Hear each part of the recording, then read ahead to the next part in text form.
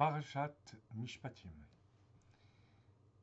On est dans un monde où on a l'impression que plus on met sa personnalité en avant, plus on parle de nous-mêmes, plus on se met en valeur, et plus on est heureux, plus on va de l'avant, plus on développe de l'énergie positive.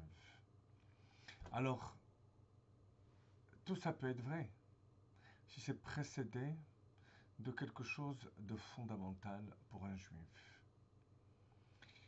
C'est tout simplement retrouver son véritable moi qui est Kadosh Baruch, l'essence de la Neshama. C'est ainsi que dans la paracha, Mishpatim, qui par définition correspond justement à l'ego, la compréhension, la réflexion, il s'agit de loi logique. La Torah va nous dire la chose suivante. Lo tiyeh meshakela va'akara be'artsecha et mispar yamecha amale. Traduction. Il n'y aura pas de femme qui avorte, ni stérile, dans ton pays.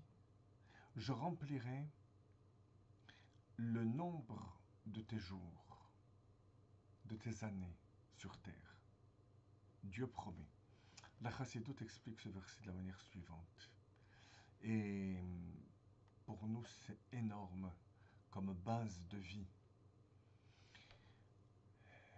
Meshakela va'akara, une femme stérile ou qui avorte, c'est une femme qui ne donne pas de fruits. C'est le juif qui va réveiller en lui l'amour, la crainte de Dieu, qui va vouloir produire des sentiments, développer ses forces profondes. Parce que vous savez que le juif, Knesset Israël, est comparé à la femme, par rapport à Kadosh Baruch Hu, qui est l'homme. Alors, il n'y aura pas de Meshakela Va'akara. Pourquoi? Be'artsecha. Parce que tu vas annuler le Eretz qui est en toi. Eretz, ça a comme racine Ratson, la volonté et le plaisir personnel qui proviennent de l'ego Artsecha, le tien, je veux, j'ai envie. C'est la source de la régression de cet amour de Dieu, de cette crainte de Dieu, du développement des forces intérieures. Et pourquoi? Mais tout simplement parce que si on sert à Kadosh Baruch Hu uniquement be'artsecha, parce qu'on a envie de le faire,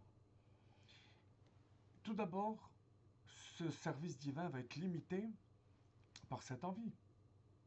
Et lorsque c'est limité par une envie, petit à petit on fait des distinctions, ça j'ai envie de faire, ça je n'ai pas envie de faire, jusqu'à ce que finalement, la régression, cet état de régression s'installe. Au contraire, la base de Avodat Hashem, c'est l'annulation de Artsecha, l'annulation de l'ego. Tout simplement être prêt à faire ce qu'il faut faire, accomplir la vocation pour laquelle, notre mission plutôt, pour laquelle on est sur Terre.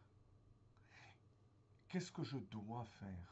Non pas parce qu'est-ce que j'ai envie de faire. Et de cette manière, on vit beaucoup plus heureux.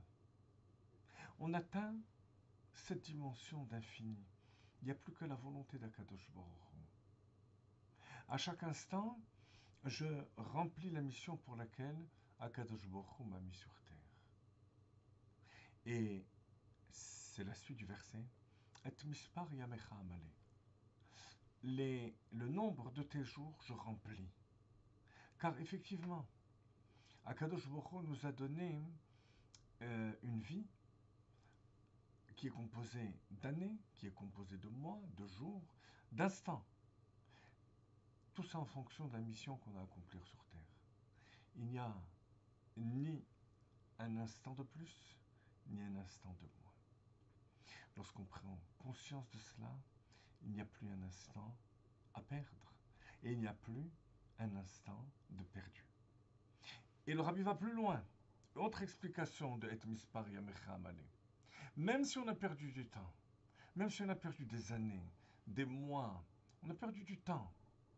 Alors, dès qu'on va prendre conscience qu'on sert Dieu avec ce but de remplir notre mission, alors je remplirai les jours de ta vie. C'est-à-dire que même les années passées, les mois passés de manière vaine seront remplis par Akadosh Baruch Hu. C'est de cette manière qu'on aborde les Mishpatim, qu'on aborde l'utilisation de nos forces intérieures. Non pas parce que je le désire ou que je le veux, mais parce que je remplis cette mission avec les forces, les facultés et les dons qu'Akadosh Baruch Hu m'a donnés.